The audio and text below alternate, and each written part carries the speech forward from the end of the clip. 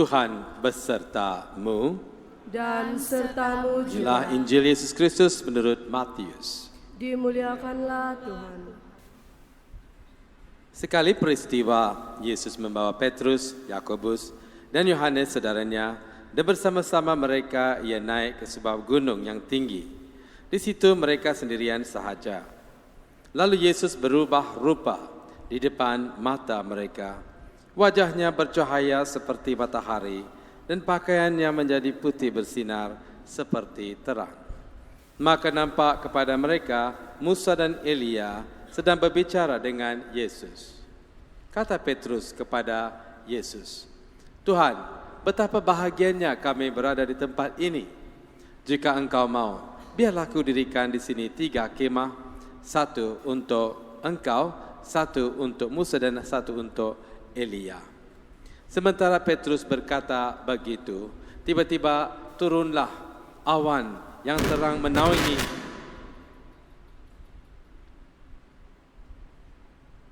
Letak bawah. Tinggalkan gitar kamu.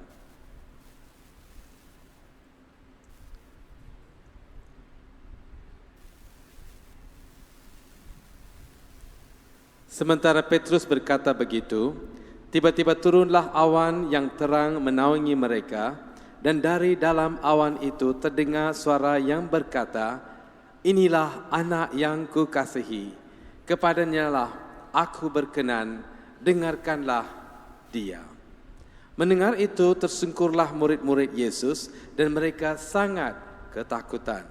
Lalu Yesus datang kepada mereka, ia menyentuh mereka sambil berkata, "Berdirilah, jangan takut." Dan ketika mengangkat kepala, mereka tidak melihat seorang pun kecuali Yesus seorang diri. Pada waktu mereka turun dari gunung, Yesus berpesan kepada mereka, "Jangan kamu ceritakan penglihatan itu kepada seorang pun sebelum Anak Manusia dibangkitkan dari antara orang mati." Demikianlah Injil Yesus Kristus.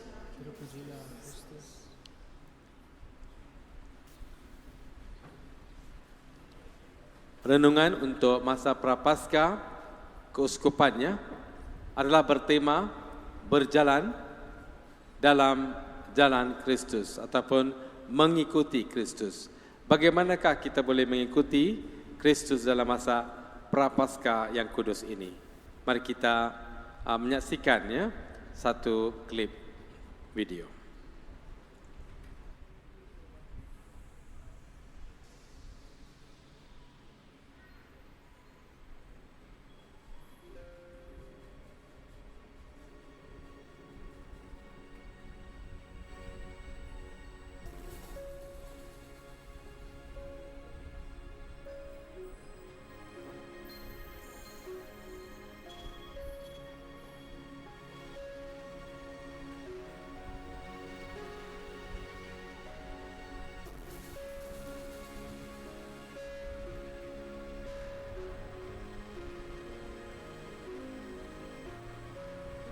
Prapaskah adalah masa untuk merenung kembali perjalanan iman dan membuat transformasi. Kristus telah datang dan mengajar bagaimana kita harus menjalani kehidupan kita, bagaimana untuk mengasihi dan melayani orang lain dengan mencontohi cara kehidupan Yesus sendiri. Sebagai umat kepada gerejanya, kita dipanggil untuk merenung dan mengubah diri kita dengan cara seperti yang ditunjukkan oleh Yesus sendiri melalui kehidupan perhikmatan dan pengajarannya. Amalan Prapaskah iaitu berdoa, berpuasa dan bersedekah ialah untuk memodelkan kita agar tidak mementingkan diri sendiri, sebaliknya mengutamakan keperluan di dalam komuniti kita. Justru dengan cara ini, kita sebagai individu cenderung untuk melakukan pekerjaan dengan penuh cinta kasih dan belas kasihan mengikut keupayaan kita. Selama 6 tahun, Catherine dan keluarganya telah melibatkan diri di dalam misi perkhidmatan memberi makanan kepada mereka yang lapar dan juga golongan gelandangan yang tinggal di jalanan dan kawasan kejiranan mereka. Kami tidak tahu ke mana harus kami pergi pada hari itu. Ia adalah malam sebelum Christmas. Akhirnya, kami mengambil keputusan untuk pergi ke jalanan dengan membawa beberapa beg berisi hadiah yang didonorkan oleh seseorang. Selalunya, kami berkumpul di sini dengan membawa makanan. Kemudian, kami pergi ke jalanan dan berjual dengan mereka. Makanan hanyalah sebagai pengantara bagi memulakan perjualan, untuk menemani mereka dan membina hubungan dengan mereka. Dan dari situ, kami merancang langkah seterusnya dan kami menyadari apa yang tertulis di dalam Injil adalah benar. Sekiranya kamu mahu melihat aku, kamu akan melihat aku dari mereka yang miskin. Mulai dari saat itu, kami sedar kami tidak boleh hanya duduk berdiam diri dan tidak berbuat apa-apa.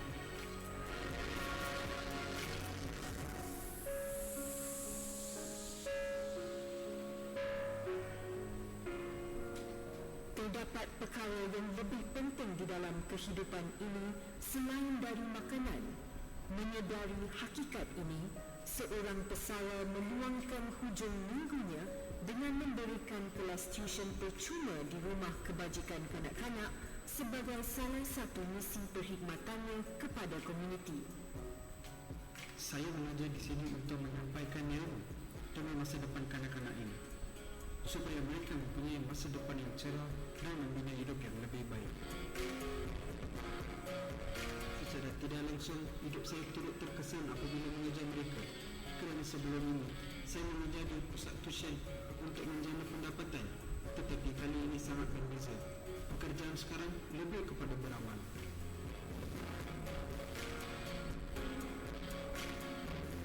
Kita berpeluang untuk mengenali kanak-kanak ini. Mereka tidak seperti kanak-kanak yang lain yang datang dari keluarga yang berada. Segelintir kanak-kanak di sini datang dari keluarga yang berpecah belah. Keadaan inilah yang berbeza. Kita belajar untuk mengambil berat akan keperluan mereka yang tidak berkemampuan.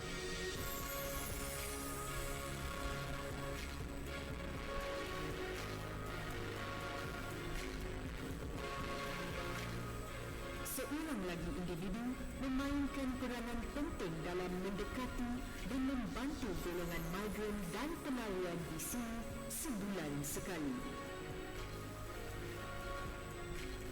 Kami bermula apabila bapa saya kerap mengunjungi kaum Rohingya.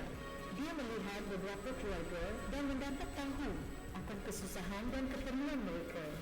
Pada awalnya, bantuan kami lebih kepada perubatan, tetapi lama-kelamaannya, ia menjadi projek komuniti di mana jiran-jiran, kaum keluarga yang lain, kawan-kawan dan umat KED turut serta dalam melancarkan bantuan kepada kaum Rohingya. Ini bukannya aktiviti yang berlandaskan keagamaan. Ada juga di kalangan kami yang bukan Kristian turut serta menghulurkan bantuan dari segi kewangan maupun meluangkan masa. Harapan kami adalah agar lebih ramai akan terpanggil dan terlibat di dalam program ini.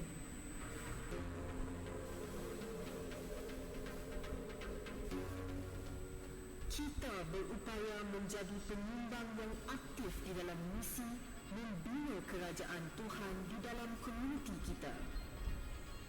Setiap seorang daripada kita pasti boleh dengan cara yang biasa mampu untuk melakukan sesuatu yang luar biasa untuk komuniti kita, sama ada di dalam KED maupun di tempat kerja.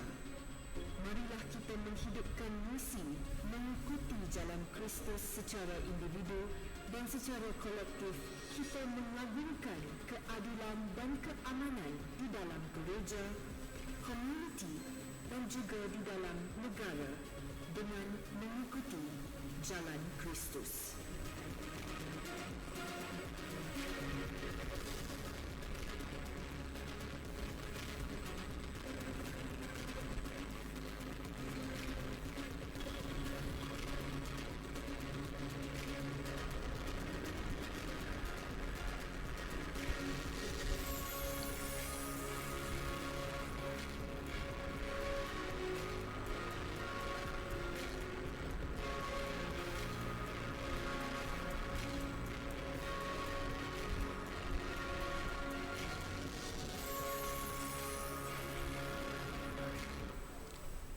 seorang Kristian bukan sahaja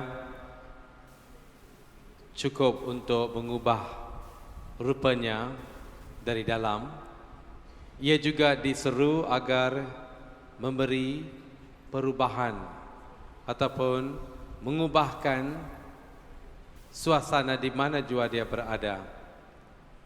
Jadi seorang Kristian akan memberi arti ataupun makna yang baru bila ianya melalui perubahan. Seorang Kristian diingati hari ini agar jangan menjadi malas membazirkan masa dalam hidup kita, tetapi mahu menggunakan masa ini prapaskah untuk berubah daripada jalan ataupun liku-liku yang berdosa, berkarat. Sudah lama kita tidak berpusing, ya, maka berubah ke jalan Tuhan.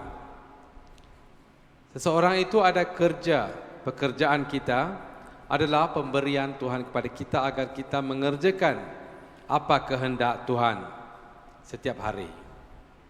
Kita semua ada duit, ada harta benda, ada banyak kepunyaan kita, maka kita mahu berterima kasih kepada apa yang kita ada. Rasa berterima kasih, jangan kita lupakannya. Apa yang kita ada kita perlu berkongsi sekarang kepada siapa yang tiada, kepada kaum miskin, papa kedana. Keluarga kita adalah pemberian Tuhan kita kepada kita, harta yang terkaya sekali. Maka kita mahu dalam mengeratkan perhubungan dalam keluarga, kita memberi balik sebagai persembahan yang sejati kepada Tuhan dalam perhubungan keluarga. Dari dalam itu kita mendapat kegembiraan yang datang daripada Tuhan dan perhubungan kita dengan saudara-saudari, sahabat handai, ya. Dari dalam ini kita mendapat kekayaan, kegembiraan yang sejati, bukannya tipu-tipu saja, tetapi yang betul, yang ikhlas, yang jujur. Tidak boleh diberikan oleh sesiapa pun, tetapi ianya datang daripada perhubungan dengan Tuhan dan saudara-saudari. Bila kita ada kegembiraan, kita juga ada kesedihan, rasa sedih, letih, lesu, keterperitan ataupun rasa duka cita, berat salib Tuhan dalam hidup kita. Ini adalah contoh-contoh di mana kita sedang dalam proses penebusan, ya, ditebus ataupun dibawa balik ke pangkuan Tuhan. Jadi kalau ada kesedihan, jalan salib dan salib yang sangat-sangat berat, kamu terus juga memikulnya dan jalan. Lagi satu, perubahan yang terbesar sekali datang kepada kita bila kita meninggalkan hidup di dunia ini. Bila kita meninggal dunia, kita akan memasyurkan nama Tuhan dengan terbesar-besarnya, dengan sejati. Bila kita memuliakan Tuhan dalam pemergian kita, meninggalkan dunia ini, kita juga dapat menemui Kristus yang menunggu kita, yang rupanya, wajahnya berseri, lebih berseri daripada apa yang kita dengar dalam gospel hari ini. Si Matius yang menceritakan Yesus rupanya berseri dalam cerita di atas gunung ini. Saudara-saudari kita semua dipanggil, ya. Kita mendapat panggilan, terutamanya dalam masa Prapaskah, minggu kedua. Kita mungkin rasa mahu berputus asa, rasa berat, rasa sudah cuba tetapi tidak tahu bagaimana nak bangun dan bagaimana kita terus maju ke hadapan, tetapi kita diseru oleh Yesus, jangan berputus asa.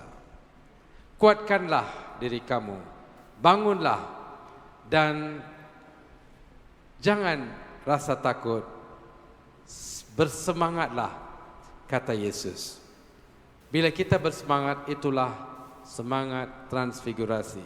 Itulah semangat perubahan kita dalam Yesus Kristus.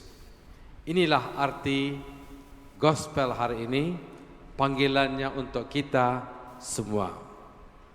Mari kita merenung, mari kita maju ke hadapan, dan mungkin kita boleh buat satu pilihan yang kita tengok dalam video hari ini.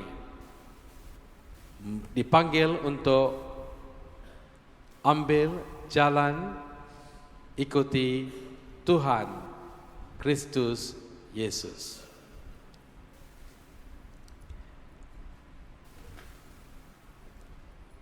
Mari kita sekarang bangun untuk syahadat dengan bersemangat kita melafazkannya.